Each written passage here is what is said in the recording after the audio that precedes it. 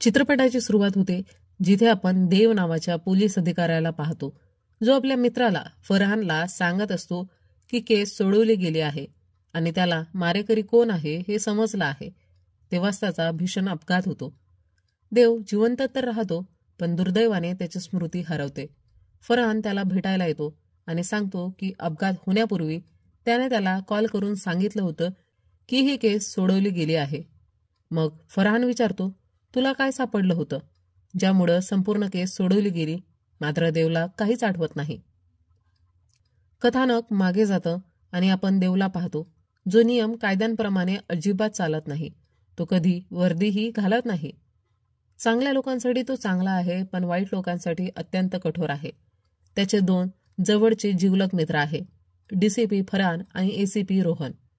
फरहान वरिष्ठ अधिकारी असल्याने तो देवच्या चुका लपवतो, जेणेकरून त्याची नोकरी टिकून राहावी. फरहान हा देवचा मेहुणाही आहे. रोहन हा देवच्या लहानपणापासूनचा मित्र आहे आणि तो देवला आपली प्रेरणा मानतो. देवसुद्धा रोहनला भावासारखं मानतो. प्रभात जाधव नावाचा एक मोठा गुन्हेगार आहे, ज्याला पकडण्यासाठी नाकाबंदी सुरू असते आणि ती रोहन सांभाळत असतो. त्याचवेळी जयराज नावाचा एक नेता त्याला त्रास द्यायला लागतो, कारण त्याची गाडी तपासणीसाठी थांबवली जाते. तो रोहनला आव्हान देतो की हिंमत असेल तर माझ्या घरी ये, गाडीची चावी घे आणि पाहिजे तितकी तपासणी कर. देव तिथेच उभा असतो आणि रोहनची होणारी अपमानास्पद परिस्थिती पाहून संतापतो. तो जयराजच्या घरी जातो, त्याच्या माणसांना मारहाण करतो आणि जयराजच्या समोरच त्याची गाडी उचलून आणतो. देव कोणाच्याही भीतीने वागत नाही आणि कोणासोबतही भिडतो. देवचं आपल्या शेजारच्या वहिनीशी प्रेमसंबंध असतं. एक पत्रकार देवचा फोटो छापतो आणि त्याच्या संदर्भात पोलीस आहे की गुंडा असं आर्टिकल लिहितो. देवला त्याचा काही फारसा फरक पडत नाही, पण त्या लेखात फरहानचंही नाव घेतल्यामुळं तो नाराज होतो. त्यामुळं तो थेट त्या न्यूज चॅनलच्या ऑफिसमध्ये पोहोचतो, जिथे त्याची भेट दिया या पत्रकाराशी होते, जिने हा लेख लिहिला असतो.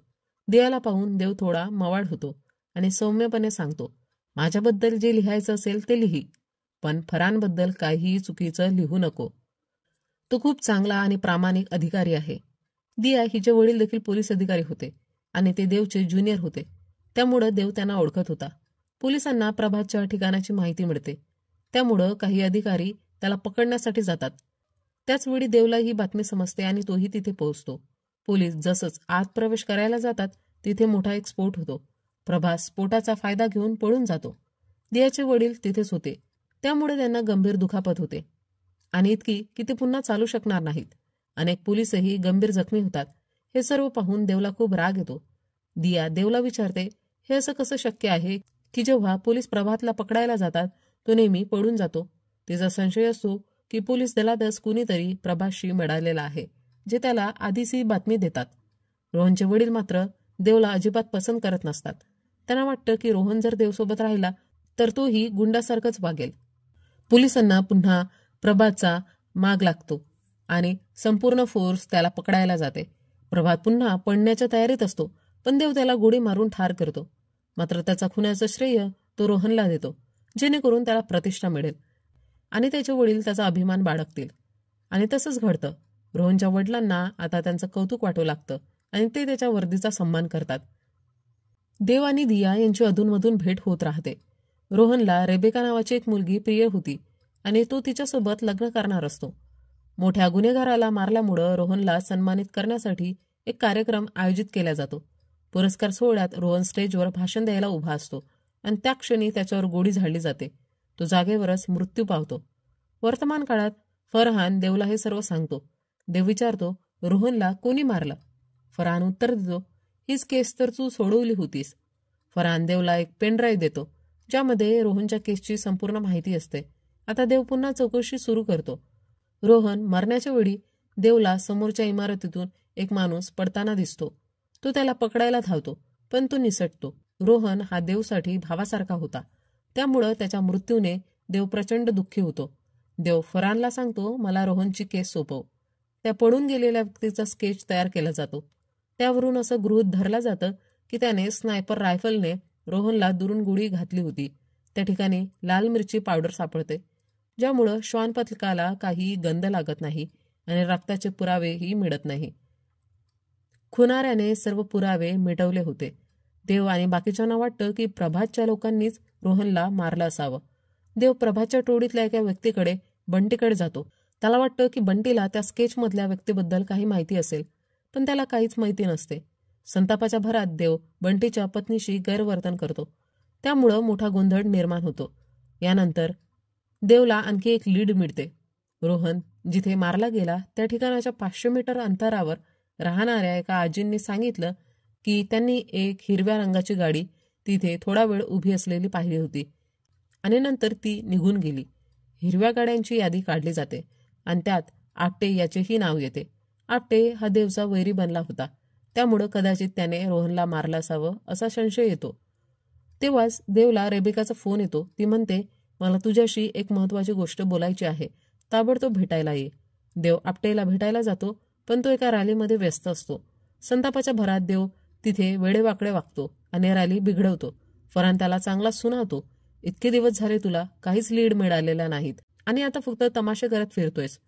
वर्तमान काळात फरहान देवला सांगतो, त्या संवादानंतर तू बाईक घेऊन बाहेर पडालास आणि 50 मिनिटांनी तुझा फोन आला की तू केस सोडवली आहे, पण जिथे आम्ही होतो आणि जिथे तुझा अपघात झाला तिथून इथे यायला 30 मिनिटं लागतात. म्हणजे त्या 50 मिनिटात तू कुठेतरी गेला होतास, जिथे तुला हे सर्व सत्य कळालं होतं. तुला काहीही आठवत नसले तरी आता हे केस तूच सोडवशील, कारण एकदा तू हे केस सोडवली होतीस म्हणजे तू पुन्हा सोडवू शकशील. देव घरी जातो. तेवढ्यात बंटी गुंडे घेऊन त्याला मारण्यासाठी येतो, पण देव त्यांना चांगलाच धडा शिकवतो आणि पळवून लावतो.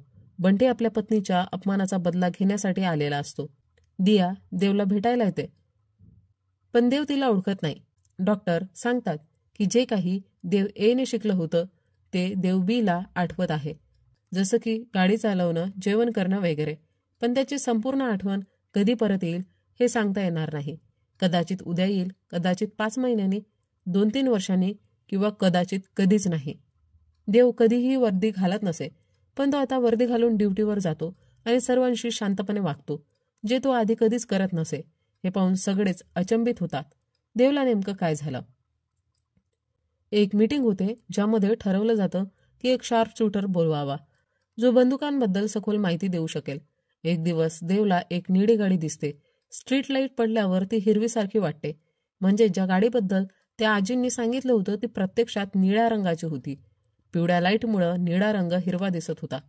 म्हणजेच पोलीस आतापर्यंत चुकीच्या गाडीचा शोध घेत होते. पोलीस प्रभातच्या एका माणसाला, मंदारला पकडतो. तो पकडताना जखमी होतो आणि त्याला ICU मध्ये ठेवावं लागतं. फरहान व्यतिरिक्त कोणालाही माहिती नसतं की देवची स्मरणशक्ती गेली आहे. रेबेका देवला भेटते आणि म्हणते, अपघात होण्याआधी आपल्या दोघांमध्ये जे काही घडलं ते तू कोणालाही सांगितलं नाहीस, त्याबद्दल धन्यवाद. आपलं गुपित फक्त आपल्या दोघांपुरतंच राहिलं. याचा अर्थ असं की अपघाताच्या आधी देव रेबेकाला भेटला होता, पण त्याला काहीच आठवत नव्हतं. आता त्याच्या मनात प्रश्न येतो, काय माहीत रोहनच्या मरायच्या कटात रेबेका सामील होती का? देव रेबेकाला विचारतो, आपल्या दोघांमध्ये काय झालं हे मला सांग. तपासासाठी हे जाणून घेणं गरजेचं आहे. रेबेका म्हणते, तूच मला सांगितलं होतंस की ही गोष्ट कुणाला सांगायची नाही. मला आता वाईट वाटते की तू असं वागतोयस. देव तरीही हट्ट करतो, मला सगळं सांग. रेबेकाकडे एक व्हिडिओ असतो. रोहनचा सन्मान सोहळा ज्या दिवशी होणार असतो त्याच्या 1 दिवस आधी त्याने रेबेकाशी व्हिडिओ कॉलवर बोलणं केलं होतं. रेबेका त्याला म्हणते, तू उद्या जी स्पीच देणार आहे ती मला आधी सांग, कारण मी उद्या उपस्थित असणार नाही. मी ती रेकॉर्डही करेल, जेणेकरून काही चूक असेल तर मला सुधारता येईल. स्पीचच्या शेवटी रोहनने सारा क्रेडिट देवला द्यायचं ठरवलं होतं. म्हणजे तो भर सभेत स्टेजवर देवला बोलवणार होता आणि सगळ्यांना सांगणार होता की प्रभातला मारणारा मी नाही, तर माझ्या भावाने, म्हणजे माझ्या मित्राने, माझ्या देवने त्याला मारला आहे. हा अवॉर्ड मिळवण्याचा खरा हक्कदार तो आहे. हे पाहून देव खूप भावूक होतो. त्याला जाणवतं की रोहनचं त्याच्यावर किती प्रेम होतं. रेबेका त्याला म्हणते, हा व्हिडिओ घेऊन जा आणि रोहनच्या शेवटच्या यशाची आठवण जप. देव फरहानला तो व्हिडिओ दाखवत म्हणतो, अपघात होण्याआधी मी रेबेकाला भेटायला गेलो होतो. तिथे मी हा व्हिडिओ पाहिला होता आणि कदाचित मला असं काही मिळालं ज्यामुळं केस सुटली असावी. रोहन प्रभातला मारण्याचं श्रेय मला द्यायचा इच्छुक होता, पण कुणीतरी असं होतं ज्याला हे नको होतं. आता एका व्यक्तीला बोलावलं जातं, जो एक मोठा गुन्हेगार असला तरी अत्यंत कुशल शार्प शूटर होता. तो अवॉर्ड फंक्शनचा व्हिडिओ पाहून सांगतो, खुनाऱ्याला रोहनला आधीच मारण्याची संधी होती, पण त्याने मारलं नाही. शूटर ज्या ठिकाणी दिसला होता त्या ठिकाणी जाऊन तो म्हणतो इथून गोळी मारणं अशक्य आहे. ही जागा खूप उंच आहे. हवा वेगाने वाहते. यातून योग्य निशाणा लागणं कठीण आहे. मी असतो तर बाजूच्या बिल्डिंगवरून गोळी मारली असती. ते त्या इमारतीत जातात आणि तो सांगतो, ही जागा अगदी परफेक्ट आहे. इथून गोळी सहज मारता येईल. तिथे एक जाळी लावलेली असते, ज्यावर एक छिद्र असतं. कदाचित ती गोळी लागल्यामुळं तयार झाली असेल. पण प्रश्न पडतो की जर तिथे जाळी होती तर खुनीने नेम धरला कसा? तो शार्प शूटर सांगतो, याचा अर्थ असा की खुनीने टायमर गन वापरली होती. तू इथे होताच नाही. त्याने कुठून तरी दुरूनच बंदूक रिमोट कंट्रोलद्वारे फायर केली. याचा अर्थ असा, त्याला आधीच माहिती होतं की रोहन कुठे उभा राहील, म्हणून त्याने अगदी अचूकपणे बंदूक सेट केली. पण देवने खुनीला दुसऱ्या बिल्डिंगमध्ये पाहिलं होतं. मग हे कसं शक्य आहे? तो पुन्हा कॅमेऱ्याच्या माध्यमातून तसंच पाहण्याचा प्रयत्न करतो, पण त्याला सगळं ब्लर दिसतं. त्याच्या वरिष्ठ अधिकाऱ्यांना वाटू लागतं की देवकडून हे होणार नाही. त्याला नीट दिसत नाही आणि खुनीही सापडत नाही. त्यामुळे त्याला केसवरून हटवण्याचा विचार केला जातो. त्याचवेळी देवला समजतं की ती निळी गाडी जी तपासात महत्त्वाची आहे ती आधीपासूनच पोलीस स्टेशनमध्ये होती, पण आता ती गायब आहे. म्हणजे कुणीतरी ती पोलीस स्टेशनमधूनच चोरून वापरली आणि नंतर तिचा नायनाट केला. दरम्यान मंदार ठणठणीत बरा होतो. देव त्याला विचारतो, प्रभातला पोलीसमधून कोण टीप देत होता? मंदार सांगतो की त्याला त्याचं खरं नाव माहीत नाही, पण सगळे त्याला बुल म्हणायचे. प्रभातच्या कॉल डिटेल्स तपासल्यानंतर कळतं की त्याच्या फोनमध्ये बुल नावाने एक नंबर सेव्ह होता. जेव्हा जेव्हा पोलिसांना प्रभातला पकडायचं असायचं तेव्हा बुल त्याला आधीच फोन करून माहिती द्यायचा. पण शेवटच्या वेळी जेव्हा प्रभातला पकडायचं होतं तेव्हा बुलने काहीच फोन केला नव्हता. तो नंबर बिहारमधल्या एका माणसाच्या नावावर होता, जो एक गुन्हेगार होता आणि बराच काळापूर्वी मरण पावला होता. म्हणजेच कुणीतरी त्याची ओळख चोरी करून त्या नंबरचा वापर करत होता. देव खूप चौकशी करतो आणि अखेर एक फाईल तयार करून फरहानला देतो. तो म्हणतो, केस सुटली आहे. या फाईलमध्ये सगळ्या प्रश्नांची उत्तरं आहेत, पण शेवटचं पान कोरं आहे. ते तुला भरायचं आहे, कारण ते फक्त तूच भरू शकतोस. देव सगळं सांगायला लागतो. अवॉर्ड फंक्शनच्या दिवशी तिथे बुलही होता, पण त्याने प्रभाच्या कॉल डिटेल्स तपासल्या नसत्या तर त्याची ओळख पटली नसती. बुल दुसरा कोणी नसून स्वतः देव होता. तोच प्रभातला माहिती पुरवायचा, पोलीस येत आहे, पडून जा. हे सत्य रोहनला कळलं होतं की सिस्टीममधला खरा भ्रष्ट अधिकारी कोण आहे, तो म्हणजे देवच, त्याचा भाऊ, त्याचा जवळचा मित्र. रोहन त्याला विचारतो, तू हे सगळं का केलंस? आमच्याशी बेईमानी का केलीस? तेव्हा देव सांगतो की त्याचं बालपण खूप हलाखीचं गेलं होतं. प्रचंड गरिबी पाहिली होती त्याने. त्याचा बाप त्याला खूप मारायचा. एका रात्री त्याने इतकी मारहाण केली की देवचा पायच तुटला. तो स्वतःच हॉस्पिटलमध्ये गेला आणि तिथे त्याला प्रभात भेटला. प्रभातनेच त्याचं हॉस्पिटलचं बिल भरलं होतं. जे काही त्याच्या बापाने करायला पाहिजे होतं ते प्रभातने केलं. त्यामुळं देव त्याचा शागिर्द बनला. रोहन म्हणतो, तुला माहिती आहे का प्रभातने पोलिसांसोबत काय काय केलं होतं? त्याने दियाच्या वडिलांवर काय अत्याचार केले? आता ते चालूही शकत नाही. देव उत्तर देतो, मी त्याच दिवसापासून त्याला शोधतोय मारण्यासाठी. रोहन, मी दियासोबत नवी लाईफ सुरू करतोय. मला दुसरी संधी दे, मला जाऊ दे. रोहन म्हणतो, मी तुला सोडणार नाही. लोक म्हणतात की माणसाला गटारातून बाहेर काढता येतं, पण त्याच्या आतला गटार कधीच बाहेर काढता येत नाही. तो देवच्या तोंडावर पाणी टाकतो आणि म्हणतो, अवॉर्ड फंक्शनच्या दिवशी मी तुझं खरं रूप सगळ्यांना दाखवणार. रोहन आणि देव यांच्यात काय बोलणं झालं होतं हे देवला त्याच्या शेजाऱ्यांमुळं कळतं. तिने सगळं ऐकलं होतं. त्याला हेही कळतं की फरहानला आधीच सगळं हे माहिती आहे की खरा खुनी तोच आहे, म्हणजे देवच आहे. अपघात होण्याआधी देवने फरहानला कॉल केला होता आणि त्याचवेळी त्याने कबूल केलं होतं की तोच खरा खुनी आहे. पण फरहानला खात्री नव्हती ही गोष्ट खरी आहे की नाही. जेव्हा देवला अपघातानंतर शुद्ध आली तेव्हा त्याची स्मरणशक्ती गेली होती. मात्र या केसच्या सर्व उत्तरांची किल्ली फक्त देवकडेच होती. म्हणूनच त्याला केस सोडवायला सांगितलं गेलं. देवला भीती वाटत होती की जर रोहनने सत्य सगळ्यांना सांगितलं तर त्याची पूर्ण लाईफ उद्ध्वस्त होईल. त्यामुळे त्याने ठरवलं की रोहनला संपवून टाकायचं. देवने स्वतः टायमर बंदूक तयार केली आणि अवॉर्ड फंक्शनच्या एक दिवस आधी ती त्या इमारतमध्ये सेट केली. जेव्हा रोहन स्टेजवर भाषण देण्यासाठी उभा राहिला तेव्हा देवने रिमोट कंट्रोलने गोळी झाडली. याचा अर्थ असा की या सिनेमाचा खरा विलन तोच होता, ज्याला आपण आतापर्यंत हिरो समजत होतो, म्हणजे देव. जेव्हा देव रोहनच्या खुनाचा खोटा शोध लावण्याचं नाटक करत होता तेव्हा रिबेका त्याला भेटायला बोलवते. तिने देवला ती स्पीच असलेली व्हिडिओ क्लिप दाखवली. त्या स्पीचमध्ये रोहन देवला क्रेडिट द्यायला तयार होता. हे पाहून देवला खूप अपराधी वाटायला लागतं, कारण त्याने फक्त आपले पाप बाहेर येऊ नये म्हणून रोहनला मारलं होतं. रोहन त्याला दुसरी संधी द्यायला तयार होता, पण त्याने त्याला संपवलं. रेबिकाने तो व्हिडिओ त्याला दाखवण्याचं कारण होतं की ती त्याला दाखवू इच्छित होती की रोहन त्याला किती मानायचा. ती देवकडून रोहनच्या खऱ्या खुन्याचा शोध घेण्याचा प्रयत्न करत होती. पण देव या अपराधी भावनेने संपूर्ण जीवन जगू शकत नव्हता.